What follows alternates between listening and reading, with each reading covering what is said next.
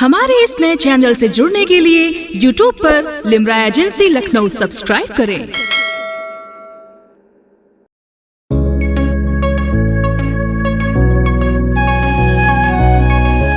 बुलाया आपने हमको यहाँ पर हम चले आए, बुलाया आपने हमको यहाँ पर हम चले आए।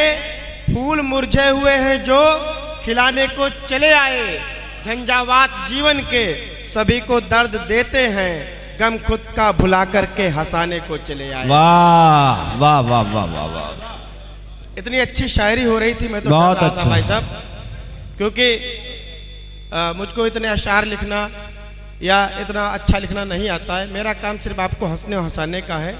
भाई पवन जी बैठे हैं, इनको आप हर बार सुनते होंगे। अभी हम और पवन जी लखनऊ में थे, साथ में उनके मामा जी भी यहाँ पर बैठे, वो भी थे। मामा जी उनके जहाँ जहाँ बैठते वहाँ पवन जी अपने हाथ से साफ कर देते, फिर मामा जी दूसरी जगह बैठते, पवन जी फिर हाथ से साफ कर देते। तो हमने कहा इसका मतलब अपने मामा जी से बहुत मोहब्बत करते हैं। पवन का मोहब्बत गई ऐसी तैसी में, असल में आज वो हमारी पैंट पहन के आए हैं। चार चार पंक्तियों से जोड़ता हूँ, युवा बैठे हुए हैं कि हसीनों से चोचे लड़ाते रहोगे। मजा आए तो किसको दाद देना कि हसीनों से चोचे लड़ाते रहोगे, कमाई पिता की उड़ाते रहोगे, हासिल न होगा तुम्हें मजनुओं कुछ, मोहब्बत में जूते ही खाते रहोगे। क्या कहने, वाह वाह वाह वाह। फिर से हाई स्कूल भी ऐसे पास हुए हो गए हैं, एक बार नहीं हो पाए। अब बता, जूते खाने ताली बजाने वाले बिरग्राम वाले तुम्हें प्रणाम करता हूँ। इतनी अच्छी शायरी हो गई तो आपने खामोश से सुना, जूते को आप पूछल लो कि हसीनों से चोचे लड़ाते रहोगे, कमाई पिता की उड़ाते रहोगे, और हासिल न होगा तुम्हें मजनुओं कुछ, मोहब्बत में जूते ही खाते रहोगे।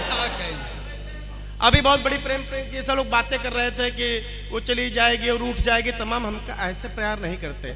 बिलग्राम के लड़के कैसे प्यार करते हैं, अगर आपके मन की बात कह दी तो वही उल्लास देना कि मौसम में छाने लगी है खुमारी, मौसम में छाने लगी है खुमारी, मस्ती में झूमे कुंवारे कुंवारी, कि मौसम में छाने लगी है खुमारी, मस्ती में झूमे कुंवारे कुंवारी, और करते सेटिंग मन चले इस तरह से, हरा सूट मेरी और नीली तुम्हारी। वाह, असगर बिलग्रामी जी बैठे हुए हैं, यहाँ कहने प्रणाम करता हूँ। कैसे लड़के यहाँ पे हैं, इनका जायका ठीक करा, हमको फ्लाइंग किस दे रहे भाई साहब। हाँ, एक आध शायरा बुला लिया करिए, नहीं तो अपने जो है भरे बैठे लोग पता नहीं कहाँ प्रकोप निकाल दे। असगर बिलग्रामी जी बहुत बढ़िया व्यक्ति हैं भाई साहब, इतने बढ़िया व्यक्ति हैं कि कुछ ना कुछ कार्यक्रम आयोजित करते रहते हैं। तो आज जब हम लोग आने वाले थे, उन्होंने भाभी जी से कहा देखो अजीत भाई आ रहे हैं, पवन जी आ रहे हैं, कई शायर आ रहे हैं, कुछ अच्छा सा बना लो। उनका तुम्हारा रोज का रोज कुछ ना कुछ तमाशा रहता, हम बना नहीं पाएंगे। तो उन्होंने कहा यार क्या बना है, तो उन्होंने कहा घर में अरहर की दाल बनी है, इससे ही काम चला लो। तो उन्होंने कहा इतने बड़े बड़े शायर आ रहे हैं, अगर सिर्फ अरहर की दाल की बात कही जाएगी तो हमारी बदनामी होगी। तो इन्होंने अपने बीवी के साथ यानी हमारी भाभी जी के साथ इन्होंने प्लान बनाया। इन्हें कहा जब अजीत पवन बाकी जब कभी वो शायर आए तो मैं तुमसे पूछूंगा क्या बना, तुम कहना पनीर बना, पुलाव बना, दही बड़ा बना, गुलाब जामुन बना, एक एक करके सब चीजें गिना देना। फिर मैं तुमसे कहूंगा पनीर ले आओ, तुम पतीला गिरा देना, मैं पूछूंगा क्या गिरा, तुम कहना पनीर गिर गया। फिर एक पतीला गिरा देना, कह देना दही बड़ा गिर गया। ऐसे आखिरी में मैं तुमसे पूछूंगा क्या कुछ बचा है, तो तुम कह देना हाँ अरहर की दाल बची है। हम कहेंगे अच्छा वही ले आओ, इससे हमारी इज्जत बनी रहेगी। हम लोग पहुंचे इनके घर, ये शुरू हो गए अपनी पत्नी के साथ, बोले क्या क्या बना है, उन्होंने कहा कि पुलाव बना, पनीर बना, दही बड़ा बना, और कई कई चीजें गिना दी। इन्होंने पत्नी से कहा अच्छा जाओ एक एक करके सब ले आओ। वो किचन में गई, किचन में पतीला गिरने की आवाज आई टन, ये बड़ा खुश, ये बड़ा खुश। बोले क्या गिरा, भाभी ने कहा अरहर की दालें फैल गई।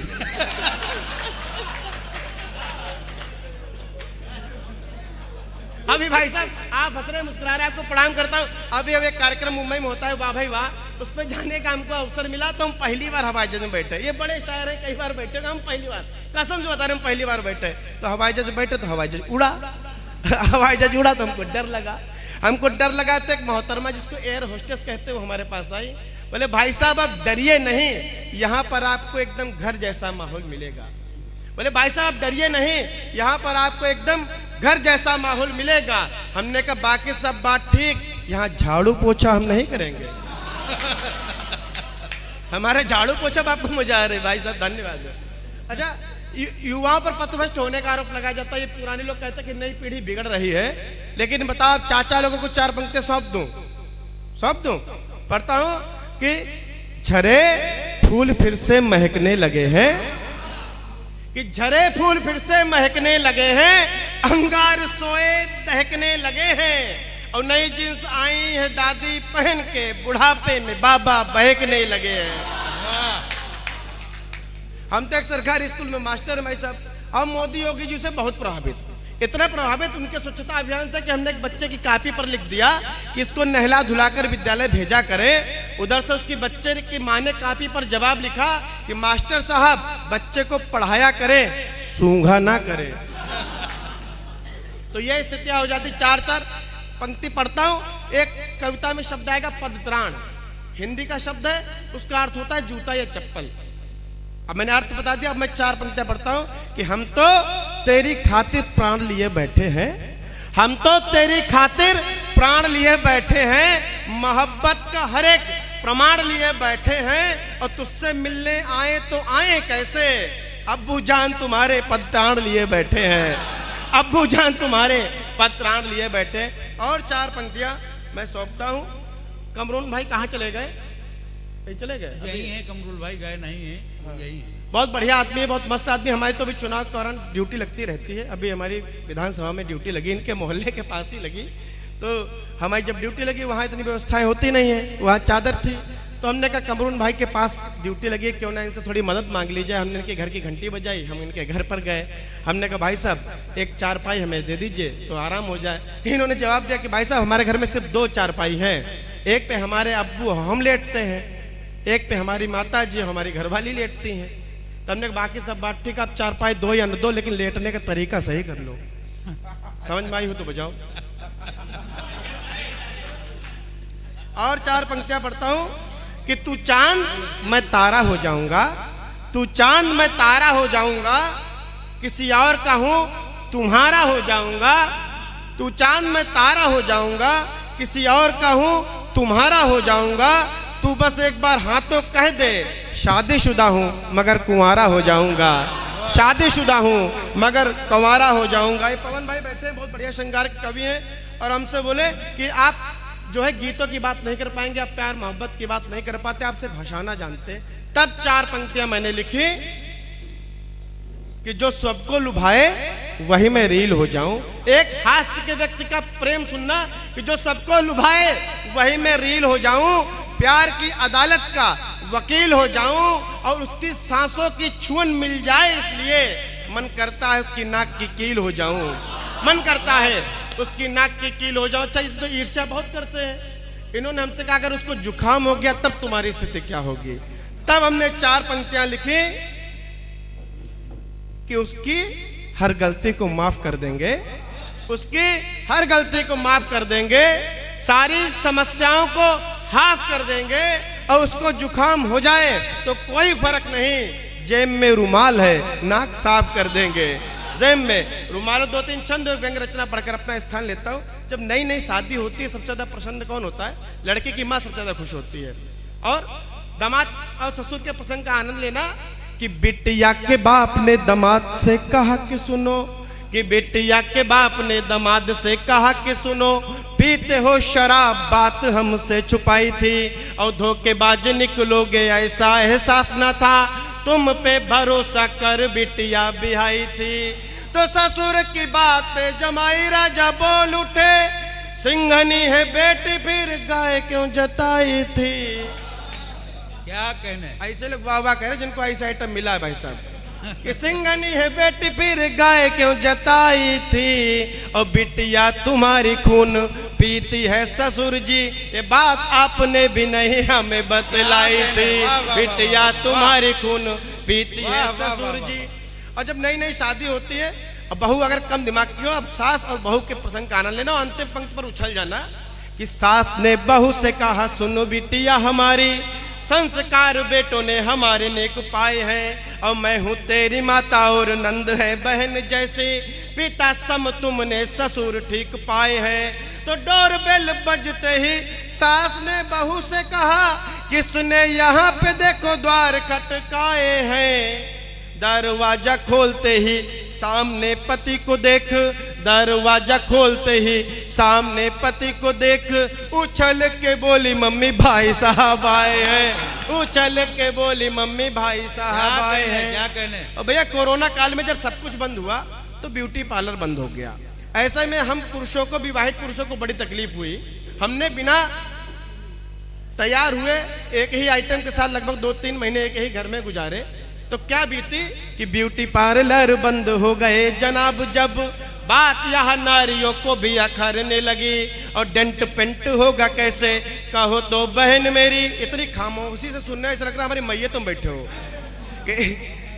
कि ब्यूटी पार्लर बंद हो गए जनाब। जब बात यहाँ नारियों को भी अखरने लगी, और डेंट पेंट होगा कैसे कहो तो बहन मेरी। नारियां ये आपस में बात करने लगी। तो कुछ दिन जाना पाई घर वाली पार्लर, कुछ दिन जाना पाई घर वाली पार्लर। छत पर जाने से तो वो ही डरने लगी, और जिस गोरे मुखड़े पे मरता था आज वही कोरोना से ज्यादा भयभीत करने लगी। कोरोना से ज्यादा भयभीत करने लगी। कोरोना के खानदान का एक छंद और बर्दाश्त कर लीजिए। कोरोना में जब सब कुछ बंद हो गया, ब्यूटी पार्लर बंद हुआ, पुलिस हर जगह खड़ी थी। पुलिस ने अपनी अपनी निशानियां हम सबके ऊपर छोड़ी। हो सकता है आपके ऊपर भी एक आधी रही हो। माँ ने अगर कहा कि कुछ ले आओ बाजार से, तो बच्चे ने मना कर दिया कि नहीं बाहर पुलिस है, नहीं जाएंगे। लेकिन जब बीवी ने कहा तो जाना पड़ा। जाना पड़ा तो क्या स्थिति हुई कि पत्नी हमारी बोली, सुनिए जी प्राणनाथ, हलवे का मन जाके सूजी लेके आइए। कि पत्नी हमारी बोली, सुनिए, जहां समझ में आगे लग रहा है कि पत्नी हम, चाचक मजा आ रहे कि हमें लगता है कि वही प्रसाद इनको भी मिला होगा। कि पत्नी हमारी बोली, सुनिए जी प्राणनाथ, हलवे का मन जाके सूजी लेके आइए। और मैंने कहा लाठी लेके पुलिस खड़ी हुई है, बोली वह आप पति धर्म निभाइए। तो घर से निकलते ही पुलिस ने धर लिया, घर से निकलते ही पुलिस ने धर लिया। बोली लेने आए हो क्या हमें बतलाइए। और मैंने कहा साहब जी सूजी लेने आया था मैंने कहा साहब जी सूजी लेने आया था मैं। बोला बेटा दे रहा हूँ सूजी लेके जाइए। बोला बेटा दे रहा हूँ सूजी लेके जाइए। बोला बेटा दे रहा हूँ। हमारी सूजी पर तुम्हें जो आनंद आया, बहुत बहुत आभार। एक बार जोरदार तालियां बजा दीजिए। मैं पढ़ता हूँ। ऐसे हंसाने के लिए, लतीफे सुनाने के पूरी रात बाकी है, लेकिन ये जिम्मेदारी मंच की है, डाइस की है, और हमारे शायर और कवि मौजूद है। मैं एक वो रचना पढ़ना चाहता हूँ, क्योंकि मुझे पता है यहाँ पे कविता सुनने वाले लोग बैठे हुए। एक और इस मंच के माध्यम से अगर कोई अच्छी बात कह के न जाऊँ, जो आपके दिल में ठक से न लगेगा, ऐसी बात कह के न जाऊँ, तो मेरा आना बेकार होगा। इस समय एक चर्चित मेरी रचना है जिसने थोड़ी बहुत मुझे जो पहचान दिलाई है, वो पढ़ता हूँ। समाज सेवा उसका शीर्षक है। मुझे लगता है कि अगर सोशल मीडिया ना होती, अगर मेरी बात आपको एक बात आपको अच्छी लगे तो आपका समर्थन मिले, अगर सोशल मीडिया ना होती तो इतने समाज सेवी नहीं होते। अब वहीं से रचना शुरू करता हूँ। बच्चों, आपने हास्य की कविताओं पर खूब ताली बजाई, खूब ठाके लिए, लेकिन आपको लगे कि कुछ अच्छी बात कह दी है। अब आपका साथ चाहता हूं कि कल रात अचानक मुझको को भी समाज सेवा का शौक चढ़ाया। भाई सुनना कि कल रात अचानक मुझको भी समाज सेवा का शौक चढ़ाया। मैंने सुबह होते ही घर से झोला उठाया, रास्ते में मिल गए मुझे फलों के ठेले। मैंने ले लिए 18 रुपए दर्जन के सस्ते वाले केले। कविता तो अब शुरू होती मित्रों। मैंने ले लिया 18 रुपए दर्जन के सस्ते वाले केले। इसके बाद मैंने जिला अस्पताल की ओर कदम बढ़ाया। फोटो सेशन अच्छी तरीके से हो सके, इसके लिए अपने 4 अन्य साथियों को भी बुलाया। इसके बाद एक गरीब परिवार पर हम सब ने मिलकर कुछ इस तरह अपनी दया दृष्टि दिखाई। एक केला देकर हम 5 लोगों ने फोटो खिंचाई। एक केला देकर हम 5 लोगों ने फोटो खिंचाई। और शायरी की ताकत अब देखना चाहता हूँ, आपकी समझ, आपकी परख देखना चाहता हूँ, मंच का भी साथ चाहता हूँ कि एक केला देकर हम 5 लोगों ने फोटो खिंचाई। फोटो को फेसबुक पर डालते ही लग गया लाइक कमेंट का तांता। फोटो को फेसबुक पर डालते ही लग गया लाइक कमेंट का तांता। मैंने मन ही मन सोचा भला 1.5 रुपए के केले में इससे ज्यादा प्रसिद्धि और कैसे पाता, भला 1.5 रुपए के केले में इससे ज्यादा प्रसिद्धि और कैसे पाता। मेरा मन बहुत हर्षाया, बहुत हर्षाया। सोशल मीडिया पर मुझे समाज सेवी का खिताब जो मिल गया, लेकिन तभी मेरे अंतर से मुझे एक आवाज सुनाई दी जिसको सुनकर मैं पूरी तरह से हिल गया। कविता की प्राण पंक्तियां पढ़ता हूं, जिसको सुनकर मैं पूरी तरह से हिल गया। मेरा अंतःकरण मुझसे बोला, हे धूर्त, तुझसे समाज सेवा की क्या करूं आशा, हे धूर्त, तुझसे समाज सेवा की क्या करूं आशा। एक केला देकर एक गरीब का बना दिया तूने तमाशा। क्या कहने, वाह वाह। एक केला देकर, एक केला देकर एक वाह, गरीब वाह, का वाह, बना वाह। दिया तूने तमाशा। क्या कहने। समाज सेवा तो निस्वार्थ होती है। इन पंक्तियों पर आपका मन मांगता हूँ अरे कि वाह। समाज सेवा तो निस्वार्थ होती है, पर तुम्हारे मन में तो खोट है। तुम्हें नहीं पता दिखावे के चक्कर में एक गरीब के स्वाभिमान पर की तुमने क्या चोट है। बात है, क्या बात है, वाह वाह। तुम्हें नहीं पता दिखावे के चक्कर में बहुत अच्छा, एक वाह, गरीब के वाह। स्वाभिमान पर कि तुमने चोट है। मैं मानता हूं दान दान होता है, बड़ा हो या छोटा भले।